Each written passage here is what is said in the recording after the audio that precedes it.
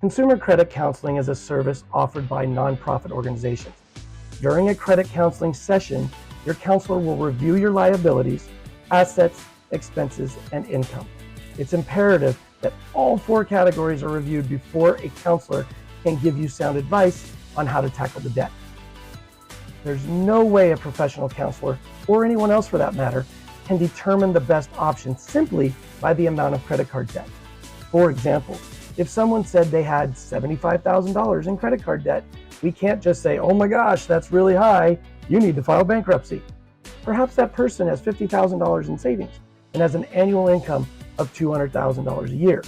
They can probably have that debt paid off in 2 years, depending on their expenses. Having all the financial information guides us to the best options.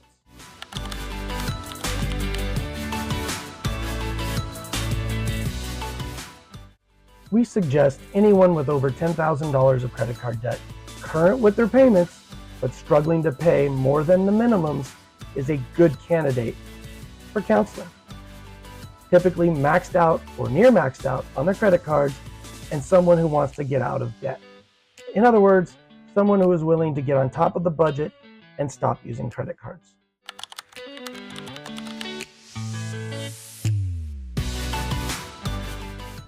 A credit counselor begins the process with some simple intake questions such as marital status, number of people in household, and what the client's goals are. Next, we pull their credit report. This is a soft pull, therefore it will not affect their credit. Now, the counselor will then review all liabilities. This includes any mortgages, car loans, credit cards, student loans, personal loans, or any other accounts showing a balance. Next, the counselor will confirm the balances and the monthly payment with the client. In some cases, we may need to obtain the interest rates on accounts from the client over the phone.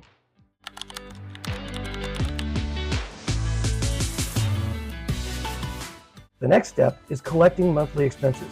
This includes rent, utilities, food, toiletries, and all other expenses.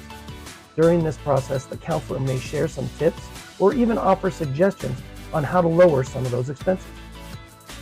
After all the expenses are accounted for, we move on to the household income. This consists of income for the entire household, such as part-time, Social Security, pension, etc. And finally, we collect the assets. This includes the value of homes, vehicle, balances in savings, stocks, etc. The counselor will then inform the client of the totals for each of these categories and provide one of the most important numbers for the client to know and understand. This is their discretionary income. This number is the difference between their monthly income and their monthly expenses, and based on this number, the counselor will recommend an action plan.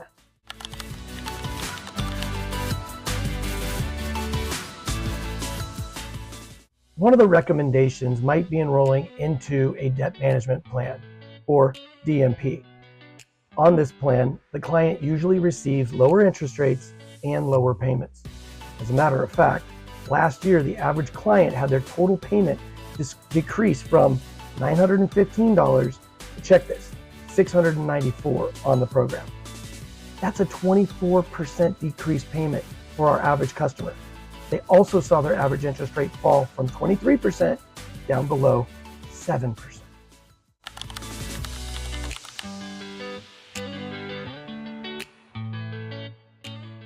A debt management plan typically has a neutral effect on your credit. You might see your score go down initially because your accounts get closed, but for people that are already maxed out on their cards, they probably won't see much of a change in their score at all. At the beginning especially, since their score is already on the lower end. But over time, as long as payments are being made on time to all accounts and new accounts are not getting opened outside the program, you should see your score gradually increase. In fact, a recent study at DebtWave showed the average client scores increasing about 15 points per year. But we don't recommend focusing so much on the credit score. A good credit score doesn't mean you're in financial good standing. You don't want to accumulate more debt. Being or having a good credit score does not mean you are financially stable.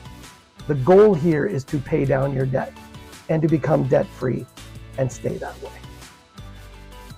The credit score will come with it.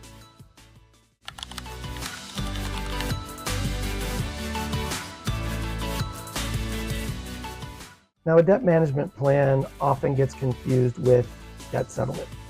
These are very different plans, and so it's super important that you know the difference and how they work. A debt settlement plan requires you to starve your creditors. That's right.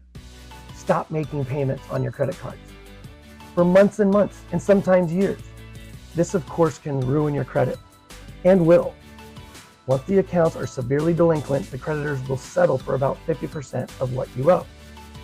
Before that, though, the debt settlement company collects a monthly payment from you, but doesn't disperse the payments until you've saved about 50%. Not only do you need to be cautious of the credit effect, but you need to understand the tax implications are as well. Whatever amount of debt is forgiven will be considered taxable income. So let's say you have about $10,000 of debt and you successfully reach a settlement for $4,500. The $5,500 debt that was forgiven becomes taxable income. You can expect to pay anywhere from 20 to 25% to Uncle Sam, so around $1,200 will be due to the IRS. And you may get sued by the creditors along the way.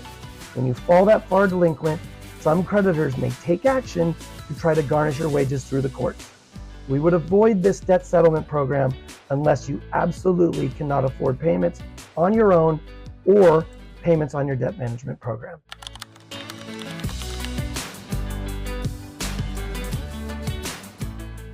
All right, now back to the debt management program and also what we know as credit counseling and what you can expect after enrollment. Well, the enrollment process consists of you paying a startup fee, which is usually around $50 to $99, and that amount varies depending on the state you live in. Once this fee is paid, the credit counseling agency will then contact all of your creditors by sending them what is called a proposal. Now, most of these proposals are sent electronically, but some of the creditors still live in the Ice Age and require these to be sent by mail or even fax. Although each creditor varies, most of them reply within a week with an accepted or a declined proposal. DebtWave usually has an 85 to 90% acceptance rate with the creditors. Now, when a creditor does decline the initial proposal, and that doesn't happen often, most of the time it can be fixed. Some of the more common reasons for the decline include the balance was incorrect, they want a slightly higher payment, the account number was incorrect, the name on the account doesn't match, or the account is already under a hardship plan, typically directly with the creditor. Regardless, if the proposal has been accepted by your creditors, DebtWave will debit your payment and disperse the payment to your creditors. You have the option to make ACH payments weekly, bi-weekly, semi-monthly, or monthly with DebtWave. Once the creditor accepts the proposal and then receives their first payment, your account is officially on the debt management program. Your statement from your creditor should now show your new interest rate and payments posting from DebtWave or a credit counseling agency. Your job going forward is just to simply make your payments on time to DebtWave and monitor your credit statements. Most clients are usually debt-free in just 48 to 60 months.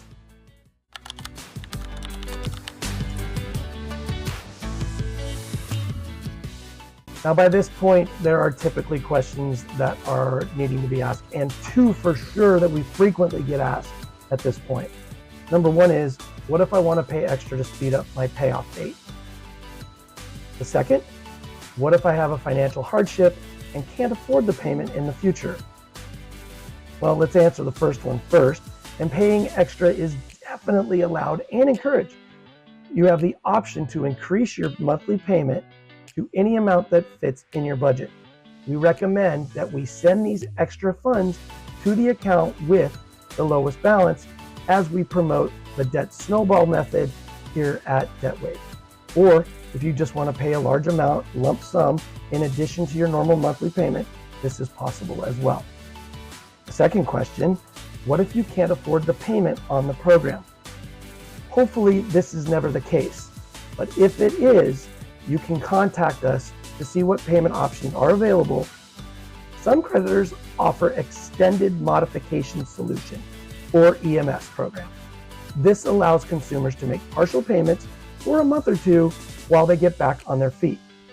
Unfortunately, after a couple months of missing payments, creditors will drop you from the program and they will not allow you to get back on or re-enter the program. So that's it. That's everything about credit counseling and or a debt management program. We hope this helps.